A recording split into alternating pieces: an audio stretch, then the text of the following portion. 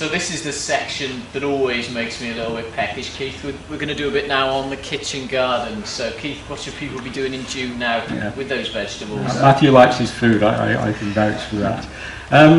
Well, starting to enjoy them, because you know, the harvest is, well, been on its way probably for a few weeks for some people, but the early potatoes may well be ready if people got them in early. Certainly towards the end of the month people will be lifting those. The salad crops, the leaf crops, have been producing for quite a few weeks now, and people are enjoying those.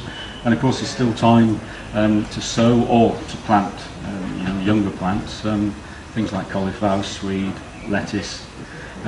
Also a good time to do herbs like coriander and basil that don't really last very well. So if you really use a lot of those, and parsley that's in the same group, just sowing them perhaps every 2 or 3 weeks, it just keeps that continuity going. You have, you know, fresh herbs all through the summer. Strawberries, I've got some strawberries just behind you. They're flowering really well now, and it's probably a time where you need to think about protecting them from slugs and also from rain wash. So, you know, the old method was to put straw down underneath them, but you know, there are modern ways of doing it, these mulch mats. It's just keeping the fruit clean, really. So you literally can pick it off the plant and eat it straight away, and there's nothing better.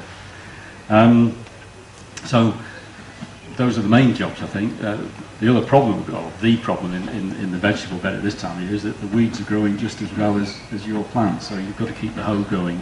And just remember that a lot of vegetable plants have quite shallow roots, so you don't want to dig in too far. You literally just put the hoe through the surface, cut off the heads of those weeds. They'll shrivel up in the sun, and they stop competing then for, you know, with your veg for food and water. So again, in the veg garden, it's all about starting to enjoy the work that you've put in. There's too much enjoyment going on here, Matthew. You know, this is gardening after all. Well, that's what you do it for, isn't it, Keith? It is, yes, and to keep fit and young. Well, and well fed. No, that's brilliant. Well, thanks very much, Keith. I'm sure people will be tucking into those things in the garden. They really do.